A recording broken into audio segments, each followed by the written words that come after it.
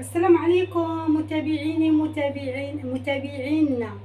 متابعاتنا. اللهم صل وسلم على سيدنا محمد. اليوم غنديروا لكم الممبار. انت مالك مال المنبر؟ تعرف في المنبر؟ معلومة عرفت. بتعملوه عندكم؟ ما بعملش عندي. بتعمليش عندكم؟ قولي لجوزي علمني المنبر، ما لازم تقولي كده. لا انا اتعلمت الممبار.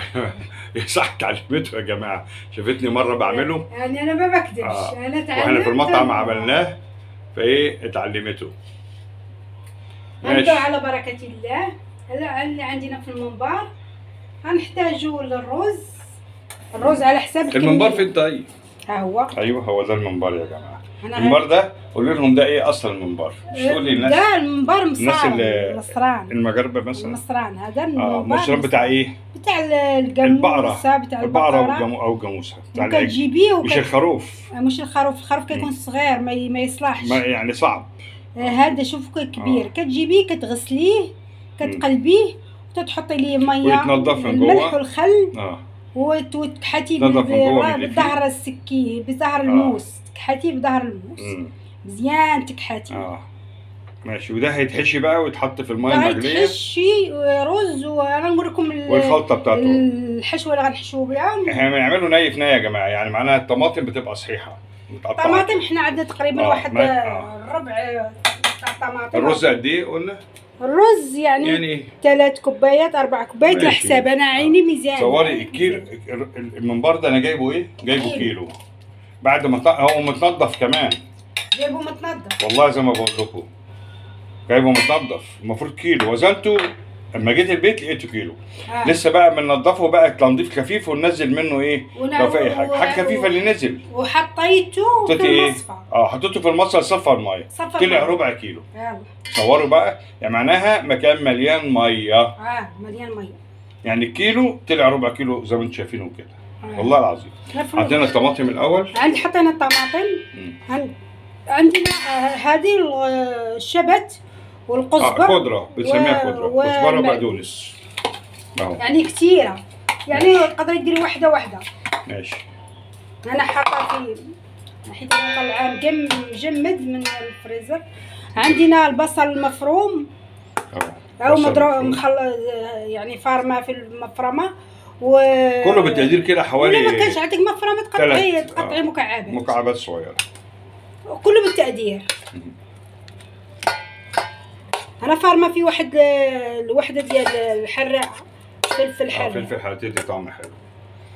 حنا كنديرو كنحطو. عندنا الرز تقريبا واحد 3 كوبايات، واحد 3 كيسان، واحد 3 ديال الكيسان.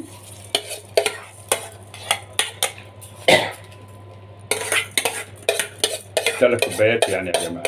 كيسان يعني كوبايات. كلمة كاسة. كوباية عندهم اسمه كاس. ولازم يتخلط الشي مزيان مع بعضيات. ماشي. بصل والطماطم والخضرة. ال4 حاجات مع بعض. دول أساسي. هادو من كده لسه عايز طماطم. يعني هذيك الشاشة ما كنحطش طماطم كلها. يبان اللون. الطماطم اللي كانت عندك الطماطم العلبة ديال يعني الطماطم مركزه او طماطم كحك حطي باش تحمروا. عندك البابري او التحميره حطي معلقه بالتحميره باش تحمروا. شايفين يا جماعه بقت شاطره. عندكم الممبار بتعملوا بيه حاجه؟ بقى بترموه. لا ما بنرموش، ولكن مش احتياجه. ما بنحتاجوش. بس اكيد بيعملوا بيه سجق ولا حاجه. كملوا هاد البصله حتى هي. حيت هو تيبغي البصله مزيان. ايوه يحب البصل والخضره والطماطم. دي مهمين جدا، بيدوا طعم حلو جدا. وغادي نحطوا العطريه ديالنا. يلا لمي بقى. العطريه اشنو فيها؟ الثوم. حطي الثوم. انا جايبه واحد المعلقه ديال الثوم صغيره. تيجي فيها الطعم ديال الثوم. ثوم مفروم. ماشي. نحطوا واحد المعلقه ديال الكمون. كمان معلقه صغيره. ماشي. والثانيه برضك كزبره. نحطوا واحد المعلقه ديال العطريه ديال كزبره ناشفه. العطريه ديال المحشي. دكتور خلطة المحشي. هي بحال قلتوا هادشي هاد العطريه خلطة المحشي جامد. بحال قلتوا راس الحانوت عندنا راس الحانوت كذا حاجة. معلقه كبيره. نحطوا واحد شويه ديال البزار، معلقه ديال فلفل اسود مطحون.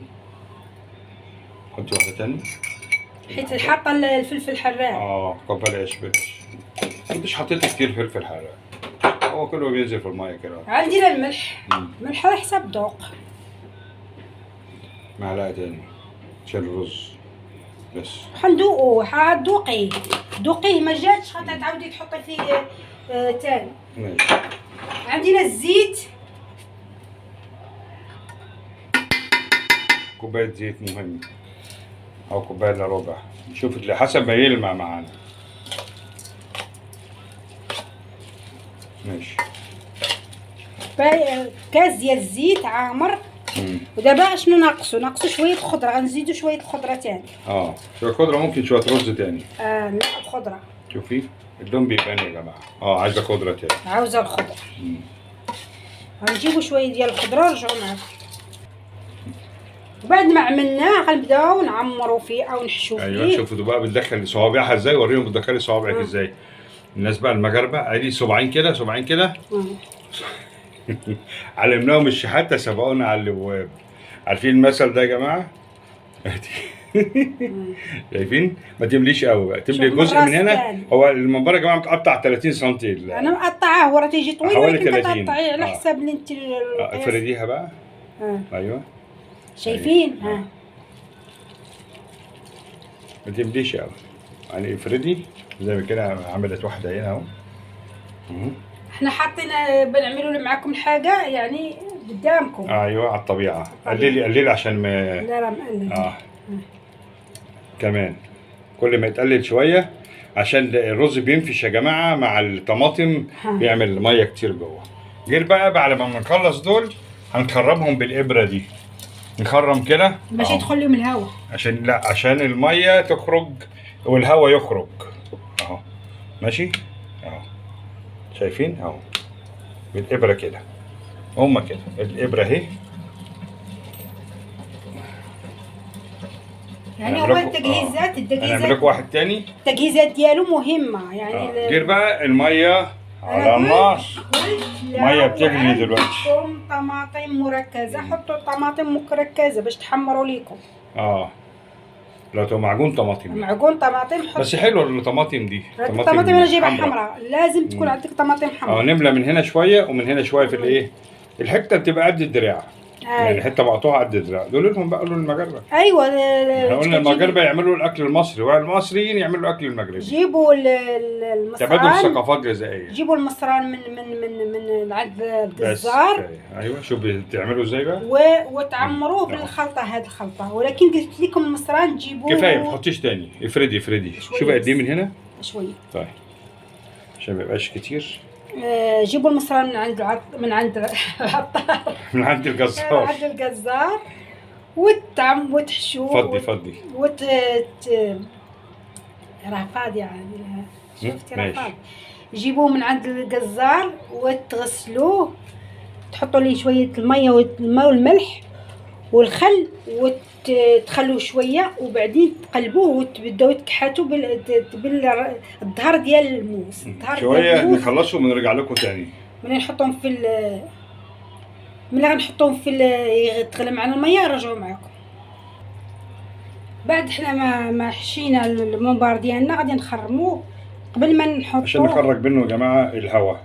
قبل ما نحطوه في الحله المازن الميه تكون مغليه.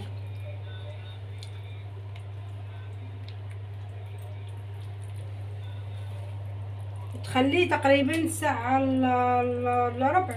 وساعه الا 10 دقايق كده حسب اللي ايه بنشوفه. ساعه الا ربع، ساعه الا 10 دقايق. او نطلع واحده ونشوفها استوت ولا لا. وغنرجعوا معاكم، نخلوه تا يستوي ونرجعوا معاكم. بعد ما خلص معنا كانت ساعه الا 5 دقايق كده نبداو بدا يستوي. استوى. حيدوا. شايفين؟ اللهم صل على النبي. نحطه في مصفى زي ما انتم شايفين، نصفي منه الميه الزياده اهو.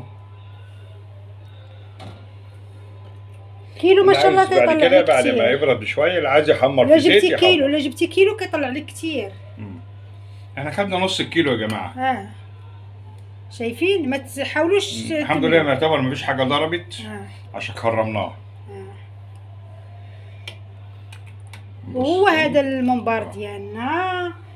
ان شاء الله تكون الوصفه ديال اليوم عجبتكم وتحاولوا تجربوها. انا كنهضر مع المغربيات يحاولوا يجربوها لان هي وصفه مصريه. يحاولوا المغربيات يجربوها وما تنساوش من اللايك والشير هي تعودت بقى تعملها وبدات تاكل منها. واشتراك في القناه. السلام عليكم ورحمه الله. خشوا بقى اتفرجوا على ايه؟ على الفيديو من اوله للاخر المقادير وطريقه العمل. السلام عليكم.